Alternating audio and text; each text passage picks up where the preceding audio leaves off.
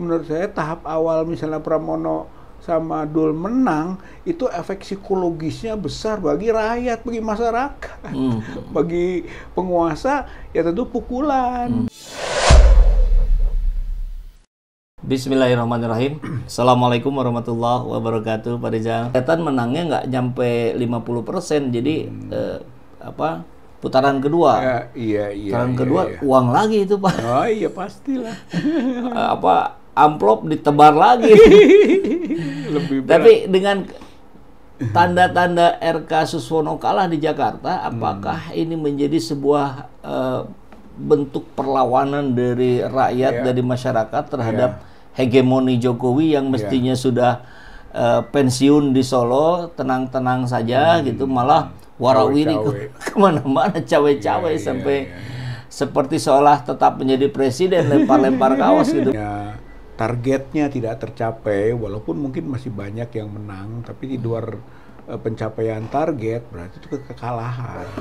Kekalahan itulah yang menyebabkan nanti kekuatan moral rakyat atau masyarakat yang oposan gitu kan terhadap status quo, baik itu Jokowi maupun Prabowo, semakin punya keyakinan diri gitu, bahwa upaya-upaya untuk sampai memproses gitu kan Jokowi ke lahan hukum, ke peradilan menjadi tambah dekat gitu. Jadi ini kita baca ini Kang Epul gitu, bukan soal masih menangnya orang-orang Jokowi, tapi targetnya tercapai atau tidak, ya kan, seperti kasus di Jakarta itu gitu kan, ya mana menang Pramono Dul kan gitu, walaupun masih tipis, walaupun dalam 2 putaran nantinya, tapi yang jelas tuh efek psikologisnya itu besar itu, bahwa perlawanan kepada Jokowi akan makin menguat.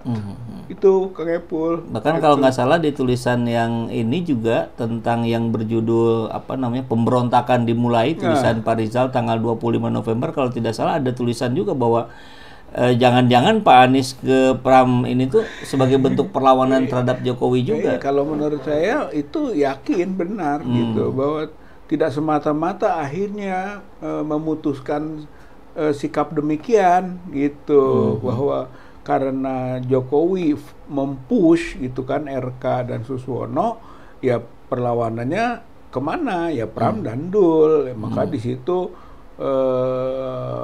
Pak Anies gitu kan berada di dalam poros perlawanan. Ini juga satu hal yang baru menurut saya, paradigma baru, bahwa Pak Anies punya keberanian melawan. Itu dari sisi itu yang selama ini cool gitu kan terhadap konflik. Kalau lihat di akunnya tuh ini banget Pak, cukup intens gitu. Sampai beliau datang ke TPS, kemudian diberitakan, selesai TPS kasih statement, diberitakan. Apalagi ada informasi Hasto, iya kan, bahwa penjegalan terhadap Anies Baswedan itu otaknya Jokowi gitu, dan dia Hasto siap bersaksi kan gitu terhadap itu, dan siap membongkar itu, berarti kan memberi dukungan terhadap langkah Anies Baswedan untuk melawan perlawanan. Itu bagian pemberontakan gitu. Nah, tapi yang menarik adalah ketika anggaplah ternyata betul kemenangannya tidak mencapai 50%, jadi 2 periode, 2 putaran. Masuk putaran kedua, gitu kan. Kalau mereka yang tadinya sudah menang, tiba-tiba dengan rekayasa, dengan cawe-cawe, dengan operasi-operasi khusus, tiba-tiba berubah, ini kan juga menimbulkan perlawanan pemberontakan yang lebih masif.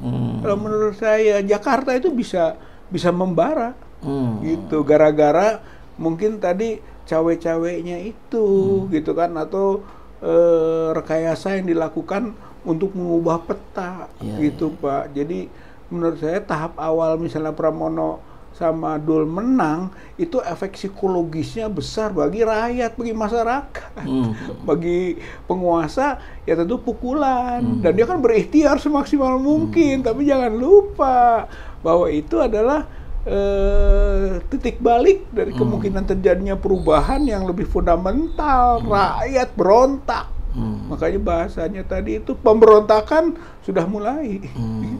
Tapi yang agak yang kita juga melihat rekam jejak PDIP, Pak Rizal. Ini bagaimana? Ini saya yakin nih banyak sahabat-sahabat NCT bingung juga nih Pak Rizal. Ya memang wajar kalau bingung begitu kan berdasarkan rekam jejak. Tapi kita juga melihat pada fenomena politik. Fenomena politiknya adalah bahwa nanti kemenangannya Doel dan Pram itu bukan full oleh PDIP. Ya kan, itu pasti oleh pendukung Anies. Dan pendukung Anies itu dahulu yang memang berseberangan dengan PDIP. Berarti ada kekuatan yang bisa dijadikan modal. Penyeimbang. Jadi tidak seperti dulu. Lagi juga bahwa ini kan PDIP dan Jokowi kubunya sedang berbeda. Gitu. Kenapa tidak kita bantu salah satu kubu gitu Pak, gitu. Kalau nggak salah ada istilah Pak ya, musuhnya apa ya? Pokoknya musuhnya kawan apa jadi musuhnya lawan jadi kawan apa pokoknya jadi akhirnya jadi temen lah gitu. Musuhnya musuh itu musuh kawan kita gitu ya.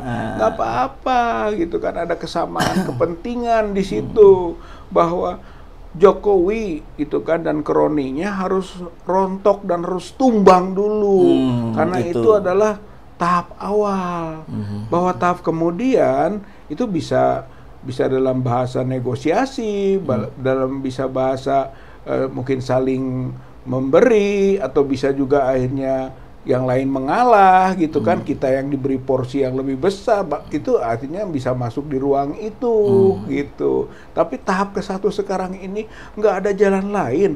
Kalau mau berubah, kalau ingin bagus ke depan, itu Jokowi dan kroni termasuk family tumbang dulu, Pak. Ini akan menjadi langkah positif ketika Pram Rano menang di Jakarta, karena tadi Jakarta etalase di luar pemerintahan pusat daerah.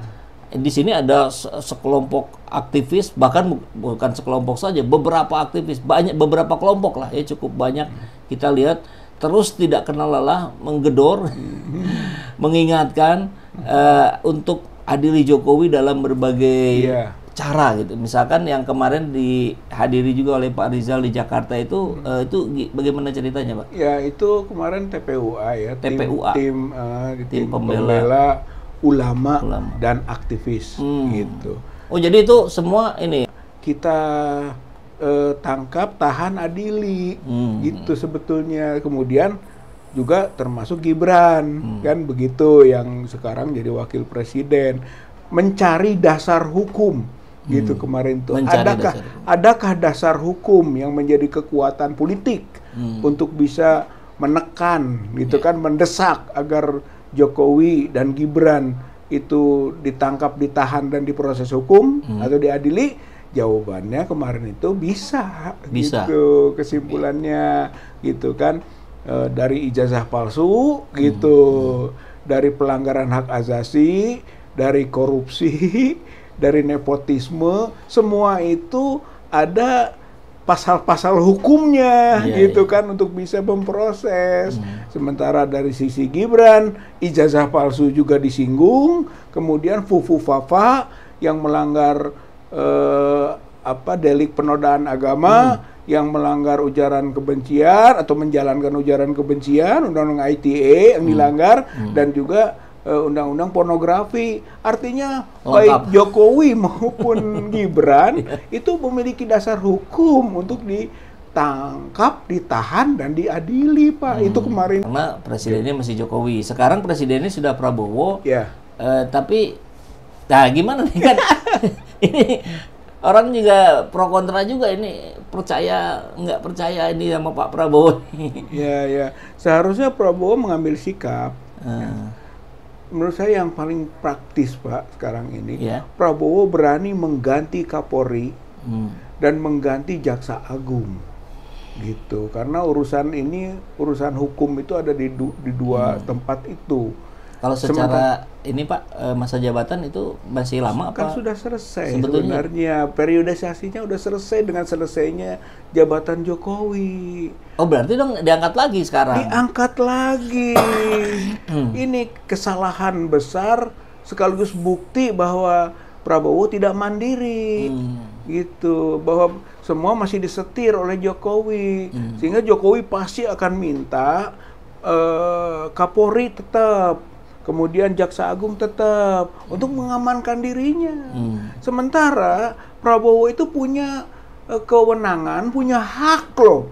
Sebagai presiden baru, dia punya komposisi baru, terutama pada jabatan strategis 2 ini, Kapolrinya dan Jaksa Agungnya. Sekarang tinggal orangnya Prabowo jadi Kapolri, orangnya Prabowo jadi Jaksa Agung. Maka dengan begitu Jokowi kehilangan pegangan. Dengan begitu Prabowo tinggal bilang saja, saya menghormati hukum, silakan hukum. Kalau tidak salah ya dibebaskan, pasti nggak usah takut. Tapi kalau salah ya hukum akan menjalankan prosedurnya gitu. Sebetulnya gampang buat Prabowo kalau ada kemauan politik dan kalau mandiri, kalau memang tidak dalam posisi tersandera. Pak, ini pertanyaan publik ini yang harus segera dijawab oleh harus Pak dijawab. Prabowo. Yang jawabannya gampang gitu, tapi kalau susah jadi aneh gitu.